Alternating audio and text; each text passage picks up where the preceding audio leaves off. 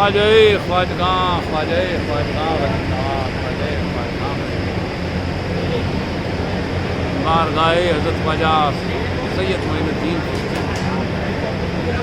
چوکھٹ پر ان کے منگتے ان کے بھکاری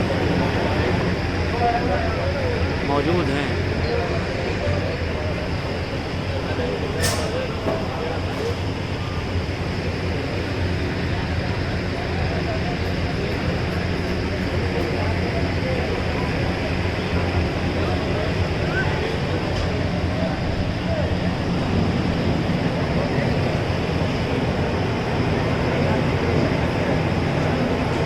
سب زائرین حضور غریب نواز کے ارد گرد آپ کی بارگاہ کے بیٹھے ہیں۔ اس میں سے 90% لوگ یہاں پر موویاں بنانے آتے ہیں، باقی کچھ لوگ 10% ایسے ہیں جو التجا فریاد لے کے آتے ہیں۔ با ادب با نصیب بے ادب بد نصیب۔ آؤ بھائی،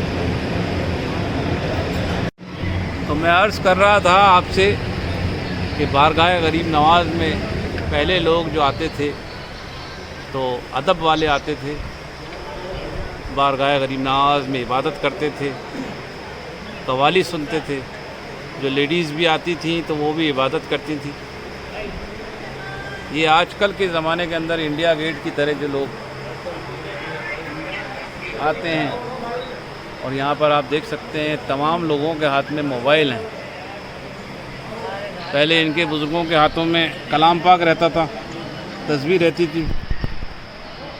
بارگاہ سے با ادب با نصیب بے ادب بد نصیب ہمارے بزرگ یہاں کہتے تھے، اور بے شک اکبر بادشاہ یہاں آیا ادب کے ساتھ میں، اور کیا کیا لے کے گئے۔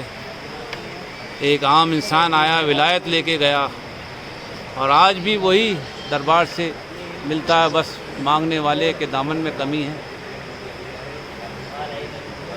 تو بڑا دکھ ہوتا ہے یہ سب دیکھ کر۔ جو ادب کے ساتھ یہاں پر آیا، عاجزی کے ساتھ یہاں پر آیا، خلوص دل سے، جس نے بارگاہ غریب نواز میں اپنا سر خم کیا، اپنا دامن پھیلایا، اس کو یہاں سے شہنشاہی بادشاہی ملی، ولایت ملی، دین و دنیا کی دولت ملی۔ جس نے جو کچھ چاہا حضور غریب نواز نے اس کو عطا فرمایا۔ تو بس آپ بھی بارگاہ غریب نواز میں اگر آتے ہیں تو جتنی دیر غریب نواز آپ کو یہاں پر روکتے ہیں، کیونکہ ان کے حکم کے بنا نہ کوئی آ سکتا ہے نہ بیٹھ سکتا ہے، تو یہ خیال رکھیں کہ با ادب رہیں، با وضو رہیں، اور جتنی دیر بارگاہ غریب نواز میں بیٹھنا ہے تو با ادب ہی بیٹھیں، کیونکہ آدمی انسان ایسا ہی ہے کہ اس سے غلطی ہو سکتی ہے۔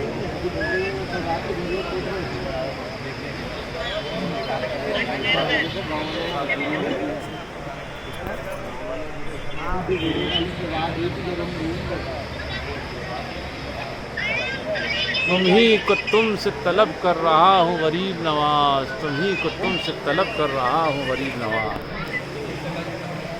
یہاں بیٹھنے کے بعد میں بس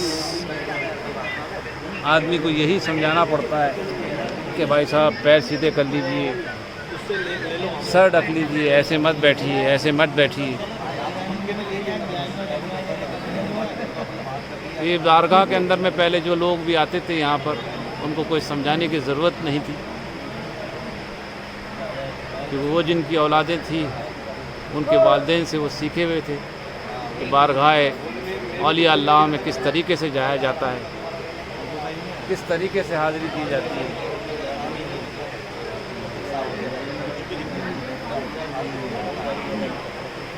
با ادب با نصیب بے ادب بد نصیب۔